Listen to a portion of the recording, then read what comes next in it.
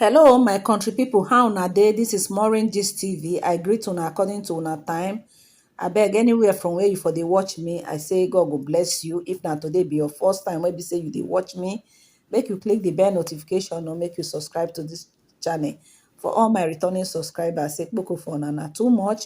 All right, so my people, this video na about the Ooni of Ife versus the Olu of Warri and Tinubu versus Obasanjo. How people take react of who they respect the gods of the land pass and wetin people talk concerning this kneeling down when e be say the former president wey dem dey call Olusegun Obasanjo kneel down give the Olu of Warri compared to Tinubu when e be say e sit down then make the Ooni of Ife come greet am. A lot of people don talk some kind things. My people, make una sit down in case you be the type wey be say you dey eat popcorn. Make you sit down, make you chill, make I gist una the whole thing, how people take react for this whole thing.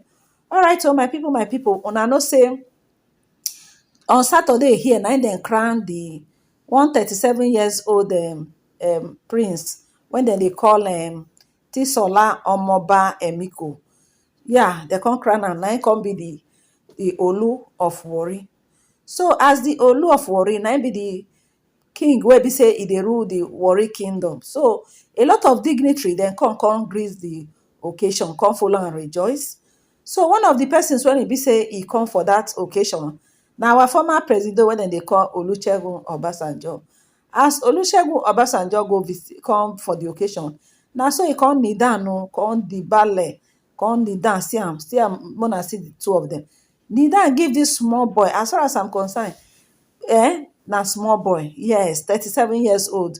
Obasanjo na 80 something years old man, but Obasanjo respect culture. People praise Obasanjo for this thing when he do. They come dey counterblast Tinubu. They say Tinubu too get pride. Tinubu too get pride. You know say this particular video of Tinubu and the Ooni of Ife, I do am that time wey be say the whole thing reign for social media. Say Tinubu no get respect for yes, say Tinubu no get respect for culture. Say Tinubu no get respect for the king, for the throne. Say people come dey say say wetin Tinubu do no dey wrong. Say because Tinubu senior the Ooni of Ife. So but people wey be say dem sabi culture, wey dem say according to how the thing suppose be, say Tinubu suppose to stand up for Ooni of Ife. Say e suppose to stand up for the Ooni of Ife. Say because of the gods of the land. Say Tinubu no respect the gods of the land. Say Tinubu don spoil Yoruba land finish. So a lot of people come dey say why Tinubu go kneel down give the Ooni of Ife when their kingship don turn to politics, when e be say na no be the king na im suppose to be there. Say na dem bribe come put am there. So how una dey expect say im go come kneel down give Ooni of Ife? My people, na so people talk different talk. So people come say, but somebody like President Obasanjo, when he visit Ooni of Ife, im dobale give Ooni of Ife, im kneel down give am. So why Tinubu go come different? Some people wey be say dem dey for Tinubu group, wey be say dem like Tinubu, wey be say dem be Tinubu right hand man, they say nothing wrong with wetin Tinubu do. Say Tinubu as im no kneel down give Ooni of Ife, say e no mean anything. But from this whole thing when e be say e dey happen now between the Olu of Warri and Obasanjo, as Obasanjo kneel down give Olu of Warri, now people come dey talk and say, you see, that means wetin be say Tinubu do that time is very very wrong. Say because no be say na because of say Obasanjo no senior this king na make am kneel down, no. But Obasanjo understand culture, he understand tradition, and he respect the gods of the land. He know say he no be this man, no be this king wey be say na 37 years, no be the age na im dey look, na the throne, na that power, that leadership, that mountain of power wey be say dem don bestow give the king, na Obasanjo dobale kneel down give. So people come dey say Obasanjo na person wey be say he understand culture very well. Say because if you look for age, this Tinubu, This Olu of Warri na, in fact, na Obasanjo grand pikin. Person like Olu of Warri na Obasanjo grand pikin, because Obasanjo don get great grandchildren. Yes, 87 years old man, no be small pikin again, but he respect the gods of the land, he respect culture. That is how e suppose to be. But Tinubu, usa, Tinubu get pride. According to wetin people talk, na the reaction of wetin people talk na me I dey talk. Dem say Tinubu to get pride, him go just say him be the Jagaban of Lagos. Na him be the Jagaban of Lagos.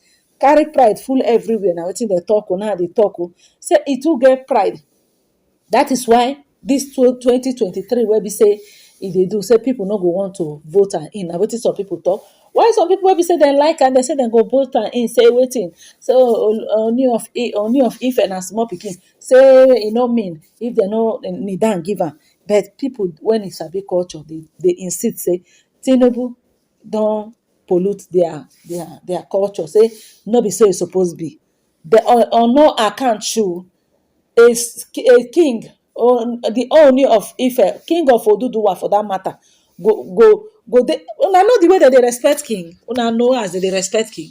When king sit down like this, people, when you want talk to king, you dey kneel down, they talk to queen. Una see the way Obasanjo do him own na. He kneel down, he receive fatherly blessing. He received blessing from the gods of the land, which is the Olu of Warri. But Tinubu own, usa, Tinubu just feel say in na him kajat pass, na him be the Jagaban of Lagos.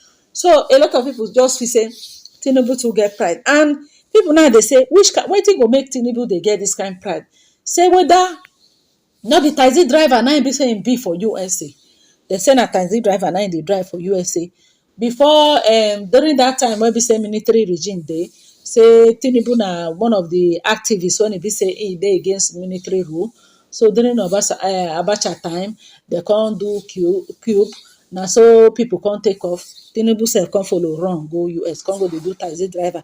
When everywhere come kajad, everywhere come set, him come back, come contest under APC, come contest under APC, come win, come rule, come lead Nigeria, come govern come govern Lagos State for good 2 tenure, which is 8 years. Since that time, according to wetin people talk, say half of Lagos come convert am to him own. Na wetin people talk. Dem say toll gate na him get am. This na Tinubu, that na Tinubu. So all the money wey be say him don get, according to wetin people talk, that time wey be say he come back from US, he no carry anything come. All the things wey be say him don get, na him come make am come dey poof. So tey he come see the Ooni of Ife. He no fit kneel down greet Ooni of Ife, just as culture demand it you have done. Culture demand say na him suppose to kneel down give Ooni of Ife, but this one rather na Ooni of Ife na him come stand up for am. Dem never see this kind. People say dem never see this kind thing once. Wey be say king na him dey stand dey greet person wey be commoner, when be say he no be king.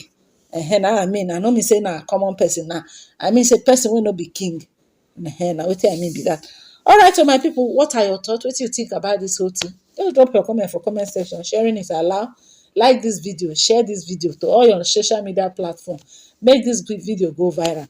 Have a wonderful day. Bye.